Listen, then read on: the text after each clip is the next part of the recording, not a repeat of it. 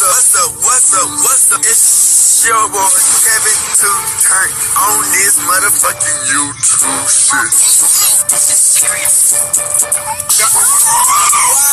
Wow, what the fuck?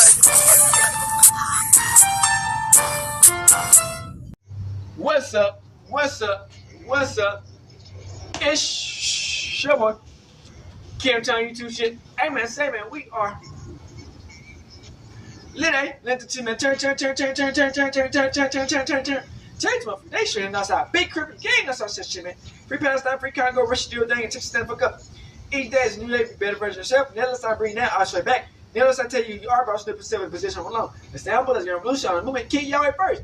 Come to the Black Keepers, like as a real Jew, we got you. Alright, boom, today to my foundation and outside. Big crippin' gang, that's all shit, man. Gang, go, turn. Alright, man. So, bruh, y'all know that a lot of this shit is rigged. Let's be honest. A lot of this shit is already set up. You know what I'm saying? That we got secret deletes that try to run and manipulate the whole game of the world. And you know, they got that in every type of organization. You know what I'm saying? You might think it's little shit. But they got motherfuckers who like, you know what I'm saying, gatekeep and run shit. But we got some of these people, man, in this video, man, are people who got a lot of mass following, a lot of money, and a lot of influence. So we got Michael Rubin, one of the fake Jewish people, you know what I'm saying, who got a lot of money, who run a lot of this political stuff as far as knowing the knowledge of black people, and they got, in the grand scheme of things, they know a lot. And they've got a lot of black people who support them, and they part of the same shit. You know what I'm saying? But like the all white parties and shit. So we've been getting straight into this about Michael Rubin and how he tried to manipulate the whole game. And let's get straight through it.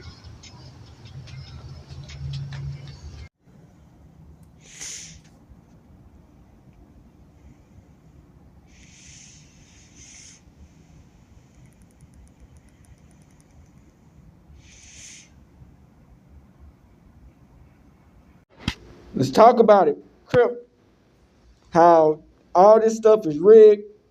Read the real Hebrew Israelites, the real Jews, and the ones over church are the fake ones. And this whole thing again controlled by the deletes and gatekeepers, and you know what I'm saying? Yeah. Imagine one man deciding who matters in hip-hop, who gets in the room, who gets the cosign, who gets the deal. Not a label exec, not a manager, not an artist. A billionaire from the Philadelphia suburbs who cannot remember the words to a single rap song. That man is Michael Rubin. And for the better part of a decade, he was the most powerful gatekeeper in the entire culture. He helped free Meek Mill from prison. He built real equity partnerships with Jay-Z. He threw the most exclusive party in rap history. 400 hand-picked guests, invitations designed by a world-famous artist, Beyonce, in the backyard. And when Kendrick Lamar dropped the song of the summer, Rubin banned it from his own speakers to protect Drake's feelings, the Jewish billionaire who controlled the rap game. Until 2025, when everything changed, stay until the end, because this one is different. Today, we're breaking it all the way down. The backstory, the business empire, the Meek Mill prison story, the Jay-Z partnerships, the all-white parties year by year, the Kendrick situation, the Breakfast Club meltdown, the Schoolboy Q fallout, the White Diddy label, and exactly where things stand in 2025. No fluff, no filler. Let's get into it. Before we get into the parties, before we get into Jay-Z, before we get into Kendrick and Drake and all the controversy, you have to understand who Michael Rubin actually is. Because if you just see the photos, the billionaire in the white outfit surrounded by rappers smiling at his Hamptons mansion, you're only seeing 5% of the story. See, a lot of people look at this guy and their first instinct is skepticism. Rich white guy, hanging with rappers. That sounds like a PR move. That sounds like someone buying access, using black culture as social currency, attaching himself to hip-hop because it makes him seem cool and connected and relevant. And look, that question is worth asking. We're going to ask it today. We're going to let you decide. But here's what most people skip over. Michael Rubin's connection to the rap world didn't start at a party. It didn't start with a check. It didn't start with an endorsement deal or a business pitch. It started in a Korthos, in Philadelphia, in 2017, when his friend, Meek Mill, was sentenced to 2 to 4 years in state prison. And Rubin showed up, not for cameras, not for clout, just because Meek was his boy and his boy needed him. And from that courthouse moment, this entire story flows. The Reform Alliance, the Jay-Z partnership, the parties, the controversy, the cancellation. All of it flows from one man showing up for a friend. But to really understand why Rubin showed up, why Meek trusted him, why Jay-Z partnered with him, we got to go all the way back to the beginning. Because who Michael Rubin is at his core was established long before he ever met a rapper. We got to go back to 1972, to a suburb of Philadelphia, to a kid who was not built like anyone around him. Michael Gary Rubin, born July 21st, 1972. Lafayette Hill, Pennsylvania, a comfortable middle-class Jewish suburb just outside Philadelphia. His mother was a psychiatrist. His father was a veterinarian. Educated family, stable household.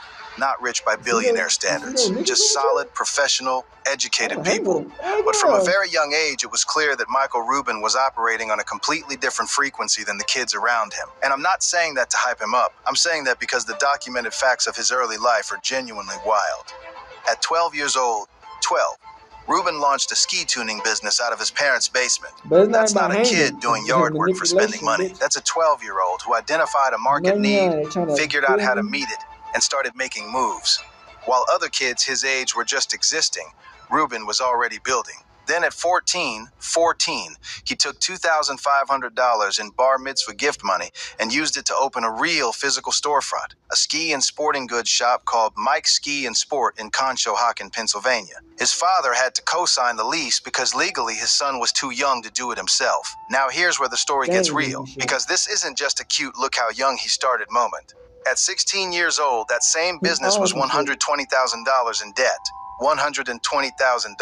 He was 16. He couldn't even drive yet, and he was staring down 6 figures of debt. He had to negotiate with creditors, settled for $37,000, which his father loaned him, but under one condition: go to college, get an education, do things the normal way. So Rubin enrolled at Villanova University, one of the most prestigious Catholic universities in Pennsylvania, and he stayed for exactly 1 semester before dropping out. Because Michael Rubin had already learned what most people spend 4 years trying to figure out. He was not built for classrooms, he was built for deals. After dropping out of Villanova, Rubin launched Game Sports Incorporated, shortened to GSI, a sporting goods and apparel company. And this is where you start to see the pattern that would define his entire career. While everyone around him was focused on the front end, the stores, the products, the brands, Rubin understood something that most people didn't. The real money was in the infrastructure, not the shoe. The logistics network that gets the shoe to your door, not the jersey. The fulfillment system that processes 1 million orders at once, not the brand. The back end that powers every brand simultaneously. GSI became a monster, and in 2011, eBay looked at what Rubin had built and wrote a check for $2.4 billion to acquire the company. $2.4 billion at 38 years old. But here is the chess move that separates Rubin from every other entrepreneur in this story. When eBay acquired GSI, there were 3 smaller assets inside the company that eBay didn't want. They were too niche, too underdeveloped, not interesting enough for eBay's core business. eBay passed on them completely. Those 3 assets were Fanatics, Rue La La, ShopRunner. Rubin looked at what eBay threw away and paid $500 million of his own money to buy them back. $500 million for the pieces everyone else called scraps. Fanatics, the sports licensed merchandise company that, under Rubin's ownership, would grow to become the most dominant force in sports retail on the planet. The company that has exclusive manufacturing and distribution rights for licensed gear for the NFL, Major League Baseball, the NBA. The company with deals across more than 900 professional and collegiate leagues and teams worldwide. The company currently valued at $31 billion. He didn't stumble into his biggest win. He manufactured it. He paid $500 million for the company nobody else wanted and turned it into a $31 billion empire. By 2020, Rubin's net worth was sitting at $3.5 billion. By 2001, just 1 year later, it had jumped to $8 billion, a 129% increase in 12 months.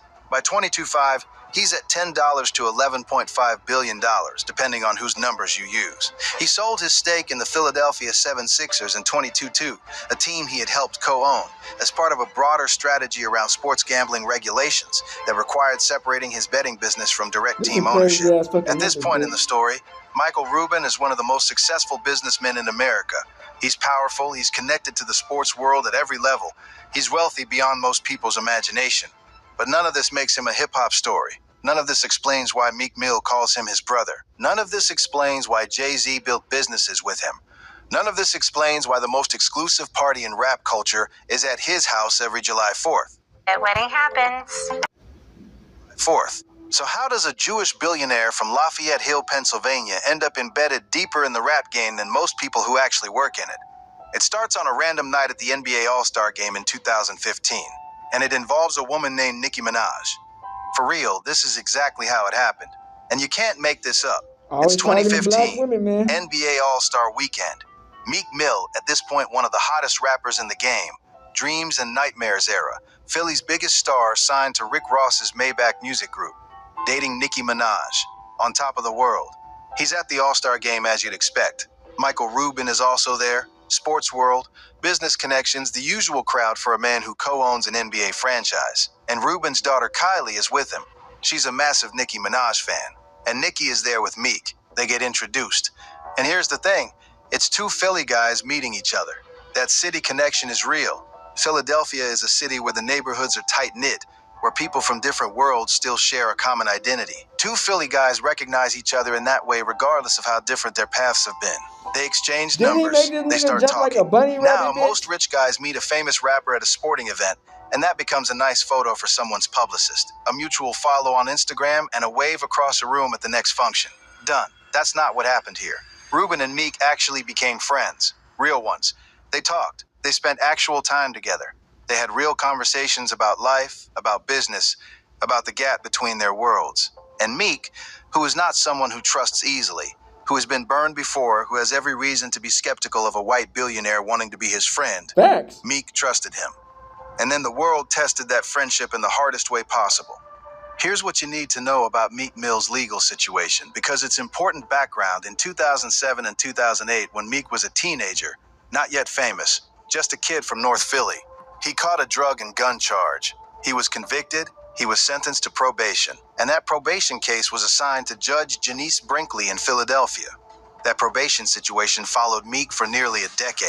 10 years of being on probation for charges that dated back to when he was barely 18 years old. 10 years of check-ins, restrictions, and having his freedom held over his head while he was simultaneously becoming one of the most successful rappers in America. And in 2017, for violations that many legal observers called disproportionate, a bike stunt video, an altercation at an airport, Judge Brinkley sentenced Meek Mill to 2 to 4 years in state prison. The reaction was immediate. People were shocked. Legal experts called the sentence excessive. Civil rights organizations pointed to it as a textbook example of how the probation and parole system in America traps people, especially black men, in a cycle that seems designed not to rehabilitate but to reincarcerate. The whole case became a national flashpoint, and Rubin showed up to the courthouse. Not for cameras, at least not initially, not with a press release. He just showed up because Meek was his friend and his friend was in trouble. Think about what that actually costs a man like Rubin. His investors are watching. His business partners are watching. His board is watching. His family is watching. And he's sitting in a Philadelphia courtroom for a rapper who just got sentenced to prison. There was nothing strategically advisable about that move, but he made it anyway, because that's what friends do. And sitting in that courthouse, watching those proceedings, watching his friend get taken away, something genuinely shifted in Michael Rubin's worldview. He talked about it publicly later. He said he and Meek had argued for years about whether there were two Americas, a black one and a white one. Rubin kept saying he didn't believe it. Meek kept saying it was real. Rubin didn't get it. Then Meek went to prison, and Rubin got it. My whole worldview changed, he said. That's not a quote for a magazine. That's a man having his eyes opened. While Meek was locked up at SCI Chester in Pennsylvania, Rubin mobilized. He called in every favor. He used every platform. He reached out to politicians, to business leaders, to anyone who would listen and who had the power to help push for Meek's release. He went on media appearances. He met behind closed doors. He made noise in rooms that don't usually open their doors for incarcerated rappers. In April 2018, Meek Mill was released from prison, and the moment of his release was cinematic. A helicopter delivered him to the Wells Fargo Center in Philadelphia, home of the 76ers, and this was a team Rubin co-owned, parties, where a playoff game was about to tip off. He walked into that arena to a roaring crowd of thousands of people. The Rocky Steps moment for hip-hop, and Michael Rubin was instrumental in making that happen. Not just the release, but the theater of it, the statement of it, the message of it. This man is free, this man is respected, and we are celebrating. But Rubin wasn't finished, because getting Meek out of prison was personal. Changing the stem was the real mission.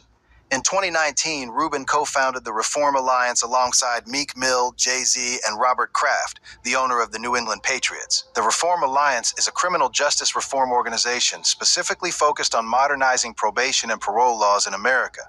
And this is not a vanity charity where billionaires write checks and pose for photos. The Reform Alliance has passed 21 pieces of legislation in 12 states, laws that have directly impacted over 850,000 people, hundreds of thousands of real human beings who are less trapped, who have more freedom because of laws that Michael Rubin helped fight for. People who will never know his name, people who will never be at one of his parties, people who will never meet him, changed by him anyway. That's the foundation. And without understanding that foundation, the rest of the story, the parties, the Jay-Z partnerships, the cultural influence, none of it makes sense. Now here's where the story shifts from personal friendship to cultural dominance. Because what Rubin built through his bond with Meek became a gateway, and the most important relationship on the other side of that gateway was Jay-Z. Jay-Z and Michael Rubin. Think about what that looks like on paper. On one side, the most successful artist turned businessman in the history of hip-hop. The man who went from selling CDs out of his trunk in Marcy Projects to co-owning an NBA franchise, running Roc Nation, launching Armand de Brignac Champagne, building Douce into a billion-dollar cognac brand, and accumulating a net worth north of $1 billion. The man who is literally the blueprint for how rappers should build business empires. On the other side, a Jewish billionaire from the suburbs who can't remember the words to any rap song. Damn. But in practice, these two men built one of the most genuine and lucrative business partnerships in sports and entertainment. And it wasn't built on a check. It was built on trust, on shared values, on the kind of relationship where each man brings something to the table the other genuinely needs. Jay-Z is a partner and equity holder in Fanatics Betting and Gaming, gambling venture which is positioned to be one of the biggest players in the rapidly growing U.S. sports betting market. Jay-Z is a partner in Mitchell & Ness, the heritage sportswear brand that Rubin acquired, a brand that sits perfectly at the intersection of sports, streetwear, and hip-hop culture. And Jay-Z is a broader investor in the Fanatics ecosystem overall. To be crystal clear on what partner means here, this is not a celebrity brand ambassador deal. Jay-Z is not getting paid to tweet about a product. He owns equity, he has a seat at the table. He makes decisions. When Fanatics eventually goes public, and the IPO conversations are very much happening, Jay-Z is going to make generational money from that event. Real ownership, real wealth creation. And the relationship goes both ways in ways that are more street than boardroom. Meek Mill was the one who told Rubin that fitted hats were about to come back in a huge way in hip-hop culture. Meek kept pushing him, kept giving him the street intelligence, that Lids, the retail hat chain, was going to explode, that it was culturally aligned with where hip-hop was heading. Rubin listened. In 2019, Fanatics acquired Lids, and Rubin himself said that turned out to be a giant return. Meek Mill's on-the-ground cultural knowledge directly influenced the billion-dollar acquisition decision. That's the real collaboration. Not a photo op. Street intelligence meeting business execution. Through Meek, through Jay-Z, through the Reform Alliance, through the parties, the network expanded exponentially. And what's important to understand is that each new relationship brought in others. That's how real networks work. You don't have to know everyone. You just have to know the right few people deeply enough that their trust in you becomes a credential with everyone else. Lil Baby entered the circle. Travis Scott, 2 Chainz, Jack Harlow, the Louisville rapper who grew up idolizing this world and found himself inside it. Swizz Beatz, DJ Khaled, French Montana, Fabulous, Coi Leray, Quavo, 21 Savage, Lil Durk. And then the crossover happened into the Latin world too. J Balvin, the Colombian superstar, met Rubin at one of his events in February 2023. 3 months later, Balvin signed with Jay-Z's Roc Nation management. Rubin acknowledged it directly. Every year, dozens of great things come out of each of these events. The man is running a cultural networking infrastructure, disguised as a party. That's the key insight. The parties are not just parties. They are business development events. They are relationship incubators. They are the place where the biggest names in hip-hop, sports, fashion, and entertainment get into a room and figure out what they're building together next. And Michael Rubin is the one who owns the room. In 2020, Michael Rubin spent $50 million on a mansion in Bridgehampton in the Hamptons area of Long Island, New York. The Hamptons, for those who don't know, is where the ultra-wealthy go every summer. The most exclusive beach community in America. Old money, new money, movie stars, finance, fashion, all converged on the same stretch of Long Island every July and August. And Diddy had been the king of that space for years. Diddy's white parties were legendary. The summer event. The function that defined what hip-hop excellence looked like in a celebratory setting. All white everything. The biggest names, the most lavish setup. From the early 2000s into the late 2000s, if you made it to Diddy's white party, you were certified. You had arrived. Diddy stepped back from hosting them around 2009, and that left a void. Michael Rubin stepped into it. In July 2021, July 4th weekend, he threw the first all-white party at his Bridgehampton estate. And from day one, this was not a small gathering. This was a full production. Multiple stages, top-tier catering, security that could rival a state visit, a guest list that read like the Billboard Hot 100 merged with the Forbes 400. And word got back reportedly that Diddy was furious, not just a little annoyed, furious. The reports were that Diddy personally called a media gatekeeper and went absolutely crazy because people were saying Rubin's party was better than his. Think about the irony of that. A man allegedly doing horrific things behind closed doors, which the world would find out about years later, was upset because someone else was hosting a better party. But that's how important the all-white party was as a cultural status symbol. That's how much it meant to be the king of that space. And Rubin was quietly, efficiently, ruthlessly taking that crown. Let's go year by year on these parties because each one added to the legend. 2021, the first one. And already there was drama. Meek Mill and Travis Scott got into a verbal altercation right there at the event. First party, first year, and two of the biggest names in hip-hop had a confrontation at his house. That kind of thing would shut down most parties. At Rubin's, it just became part of the lore. 2022, the party grows. More people, more buzz. The word is fully out. You cannot pay to get in. You cannot network your way onto the list. Rubin personally approves every single invitation, with input from Jay-Z. Let that sentence breathe for a second. The guest list to a July 4th party in the Hamptons is curated by Michael Rubin and Jay-Z together. Think about the cultural power in that arrangement. Two men, one a Jewish billionaire who can't name a rap song, one the most respected figure in hip-hop history, are jointly deciding who is and isn't welcome at the most exclusive gathering in the culture. That is an extraordinary amount of soft power. 2230. The party reaches full legendary status. Jay-Z and Beyonce attend. Not just Jay, Beyonce, Queen Bey in the building. Along with 21 Savage, Lil Durk, Jack Harlow, Quavo, French Montana, Fabulous, Coi Leray, Kim Kardashian, Usher, Kevin Hart, Tom Brady, a who's who of every world, hip-hop, pop, sports, Hollywood, in one backyard. 2024, 400 people on the list, 400 hand-curated guests. The A-list invitations were reportedly hand-colored artworks by George Condo, a famous contemporary artist whose work sells for millions at auction. The secondary invitations, for the roughly 300 guests below the top tier, were valued at approximately $35,000 each. $35,000 invitations. The performers that year included Lil Wayne, Megan Thee Stallion, and Glorilla. The guests included Drake, Travis Scott, 2 Chainz, MGK, Swizz Beatz, DJ Khaled, Lil Baby, Beyonce. This party had become bigger than the VMAs in terms of cultural concentration, more important as a gathering than any awards show. If you were at the all-white party, you were at the center of the culture, period. And then July 4th, 2024 became the single most controversial day in the history of these events. Not because of what happened at the party, because of what was not allowed to happen. You already know the context of the 2024 Kendrick-Drake beef. It was the biggest rap battle in years, maybe decades. Kendrick Lamar dropped a series of devastating diss tracks. Drake responded. Kendrick responded back harder. And by the summer of 2024, the undisputed cultural winner of that battle was Kendrick Lamar. His track, Not Like Us, wasn't just winning the beef. It was everywhere. Playing at stadiums, playing at cookouts, playing at weddings, playing at every party in America during the summer of 2024. Except one. On July 4th, 2024, the same day as Rubin's all-white party, Kendrick Lamar dropped the official music video for Not Like Us. Simultaneously, the song and the video both exploding on the exact day that Drake was standing at Michael Rubin's party in a white outfit, and it never played, not once. Because before the event, Rubin had instructed the DJs, do not play music from artists who are currently in a public feud with anyone attending the party. Not Like Us was off the playlist, not because of a technical issue, not because the DJ forgot, because Rubin made it a rule.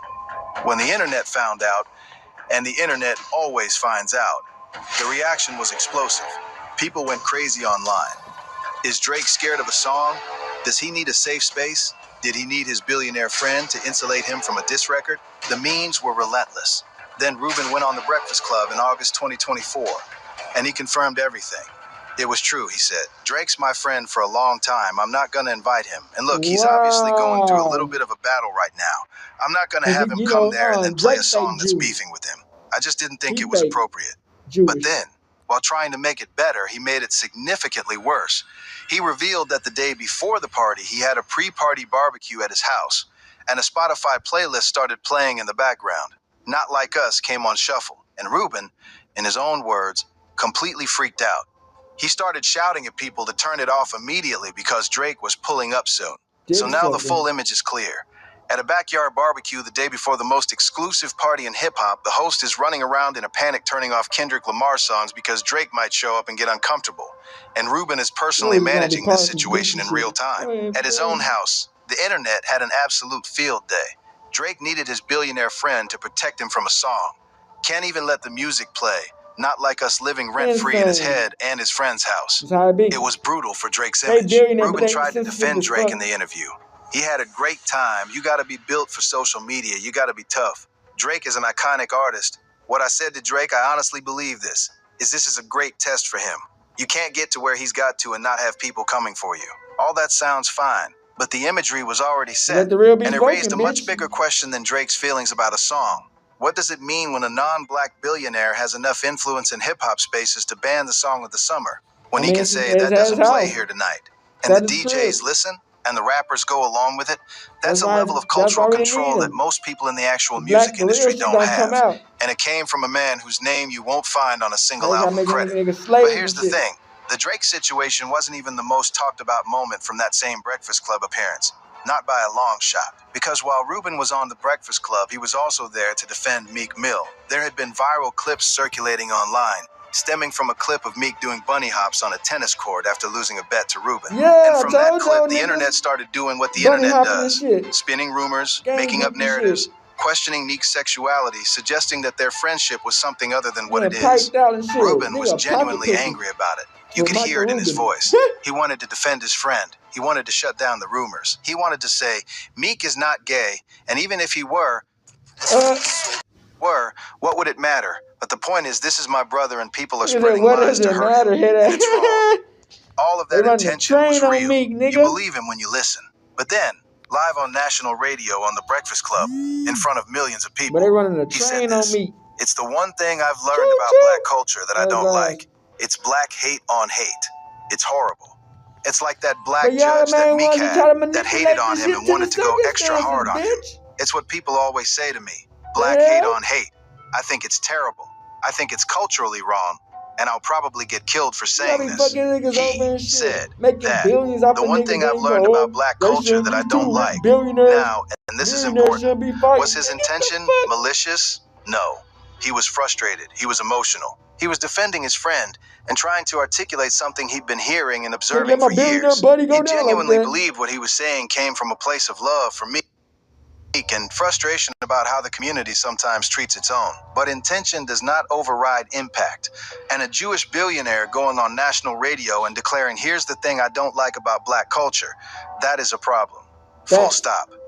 Schoolboy Q was the first major voice to react publicly. He jumped on X immediately.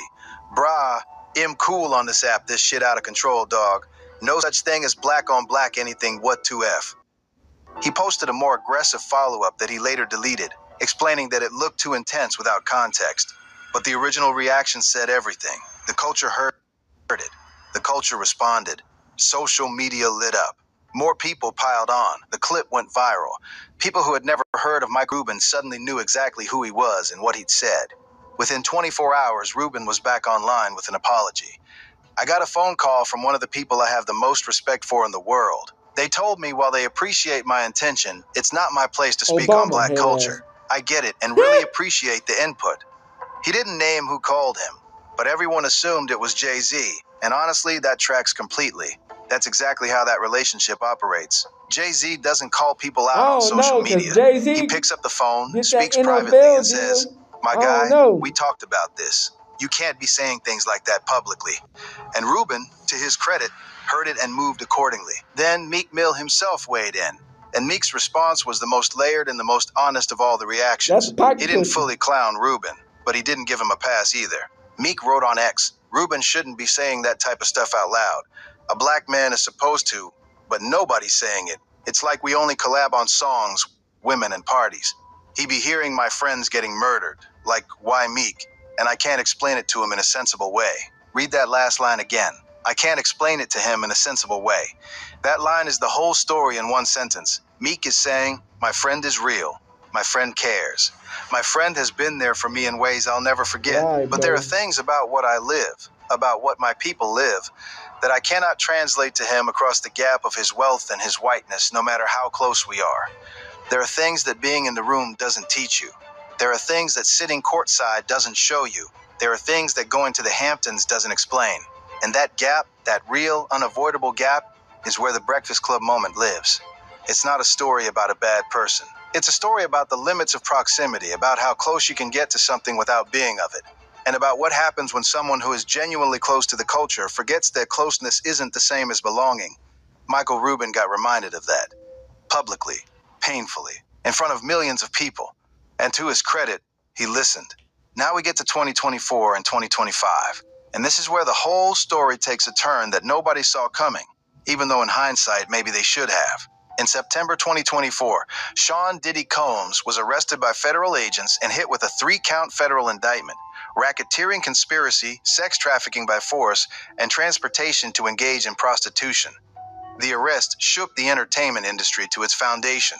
And as the details came out in the weeks and months after about what allegedly happened at his parties, about the culture of control and alleged abuse, about the freak-offs, everything and everyone connected to Diddy's legacy came under a microscope, including the all-white party concept. Because remember, Diddy didn't just run all-white parties. He created the modern template for them.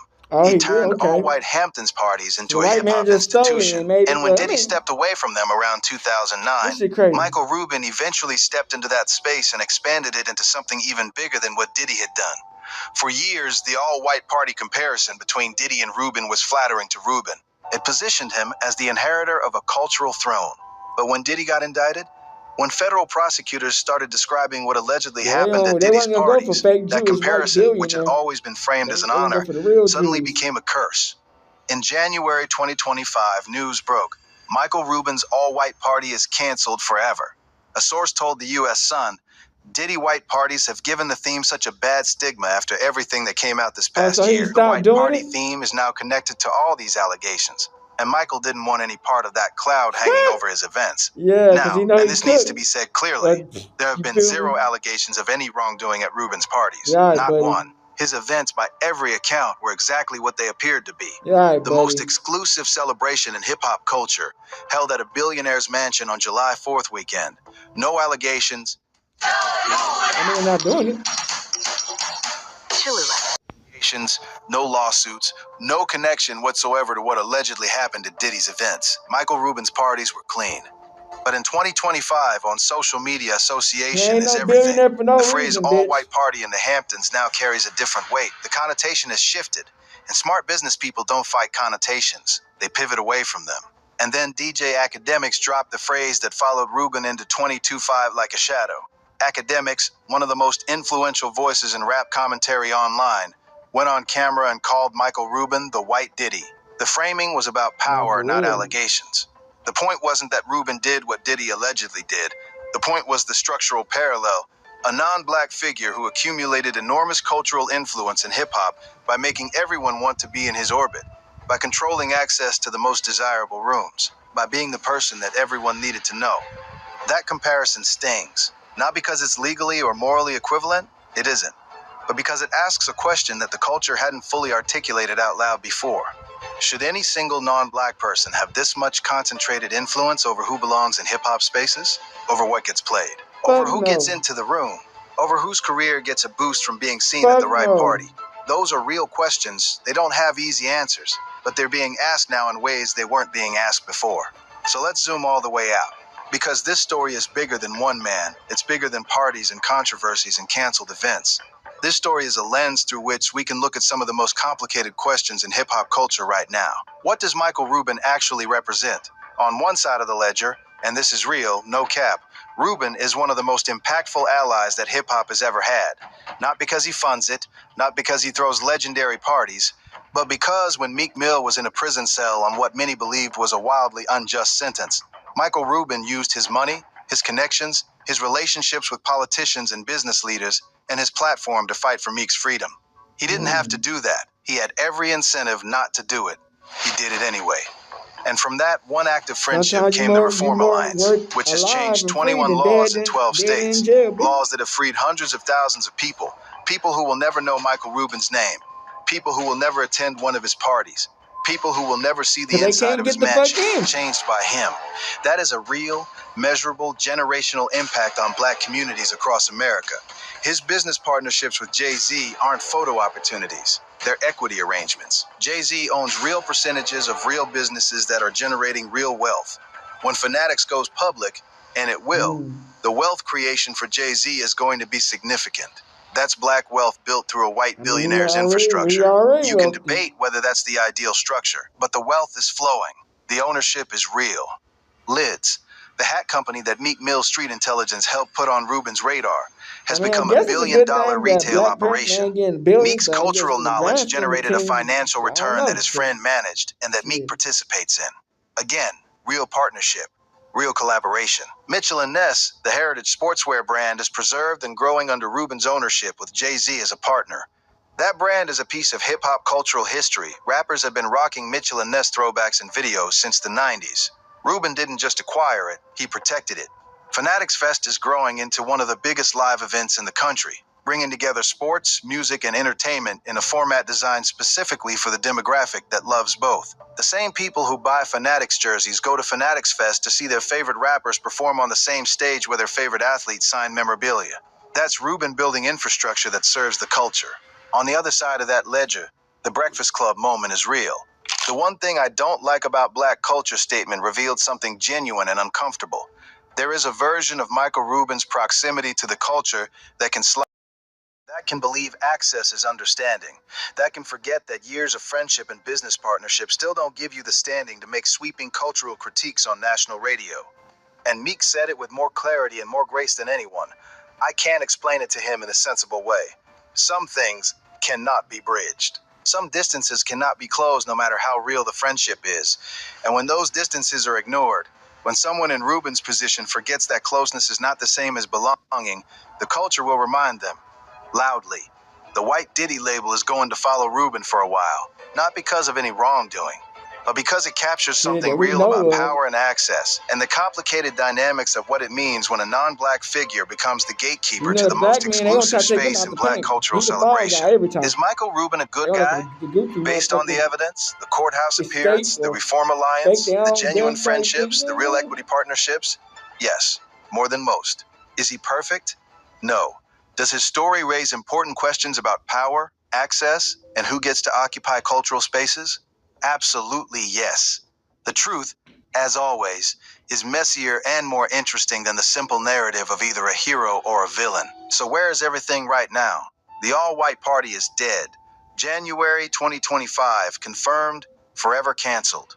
The era is over, and honestly, the timing is right. It ended at its absolute peak. The 2024 party was the biggest one yet. 400 people, George Condo invitations. Lil Wayne performing, Beyonce in the building. It ended before it could become a caricature of itself. Before it got corporate, before it got watered down, whether that was the plan all along, or whether the Diddy situation forced the decision. The result is the same. the party is done. Probably people getting Fanatics older, Fest bitch. is expanding and becoming the replacement vehicle for Rubin's event strategy. Maybe another Less controversial, more family gang friendly, out here. a celebration of sports and music that spans demographics and creates new revenue streams. The next chapter of his event business is going in this direction. The Fanatics IPO is in the Another conversation. crazy ass When billionaire. Fanatics goes public, and the speculation in business Ready to media risk it is that all. it could happen in the next few years, it will be one of the biggest sports business events of the decade. At a $31 billion valuation, the public offering would create enormous wealth for everyone who holds equity. Jay-Z, Rubin himself, the other partners. That moment, whenever it comes, will redefine how we talk about the intersection of sports commerce and hip-hop culture. The Reform Alliance continues its work. Meek and Rubin are still partners in that organization. Their friendship has been tested by scrutiny, by public controversy, by the Breakfast Club fallout. But it holds. Because real friendships hold. Because what they built together, from a courthouse in 2017 to legislation in 12 states, is bigger than the noise. Jay-Z's partnership with Rubin continues to deepen.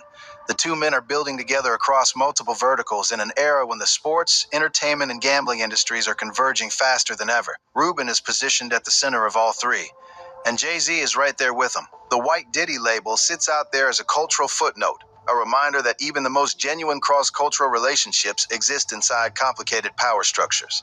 A reminder that access is not belonging, that proximity is not understanding, that no matter how many laws you help change, there are some things you can't fully know from the outside looking in.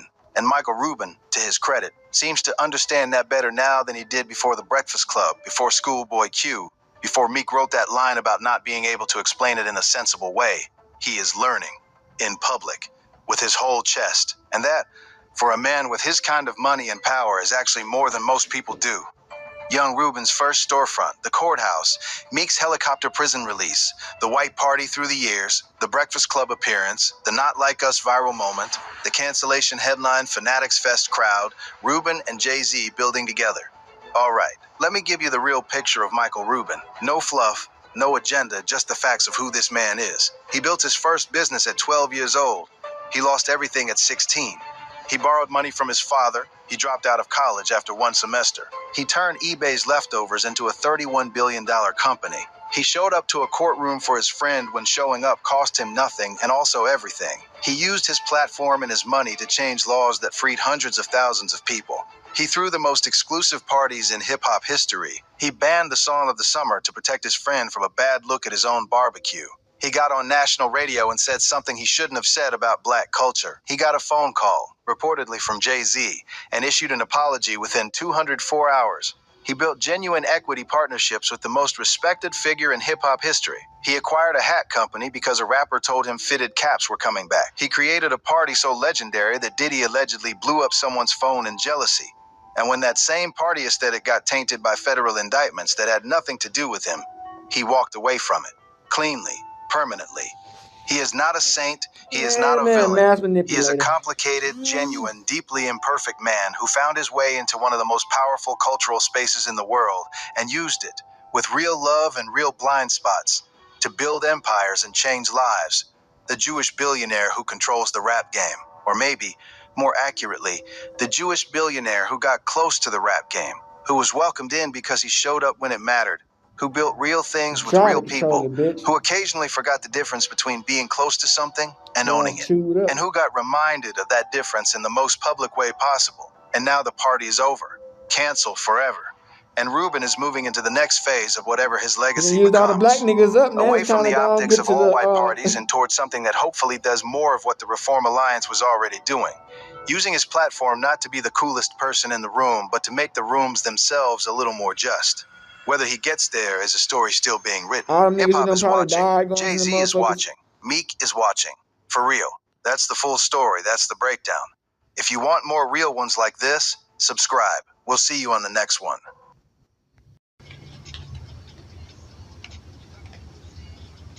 Alright, we're back. So what y'all think about Michael Rubin? For me, I feel like he's just like another one of them motherfuckers, man. They just got this story, oh, I had nothing. I had completely nothing. Got a mega loan. and came up and they knew all the strings and shit. Man, same old. But that's how it goes. You know what I'm saying? They knew all the strings. They only had this and that, bro. Come on, bro. But like I tell y'all niggas, bro, a lot of times, man, it's certain people in this game, man, that really allow people in and won't allow people in. You know what I'm saying? Because it's all strategically strings that are pulled, crip, that will, you know what I'm saying, bring the most benefits or the most power or however they want in that, as sexual, you know what I'm saying, mental, as trying to mental dominate niggas and feel like they all this and that, or money y'all. However it goes, they find ways to use that and to manipulate the game and try to bring more people in or to keep more people out that they want, or let the people they want in so they continue to keep it pushing, and then they try to hide it because they want people to know. And they get all secretive and they doing the same thing, but now we don't see without the cameras. We get it. So, you know, this will show you, man, this game that we live in, or this world, is meant to be broken. So when real niggas step out and we talk the truth, we talk the truth. We out this bitch. Good, outside, big crip in the game, that's that shit, man. Hey, Dad, you know, dog, when we link up, dog, this shit be legendary. You know this instrumental, you the engineer on it, so Kodak everywhere.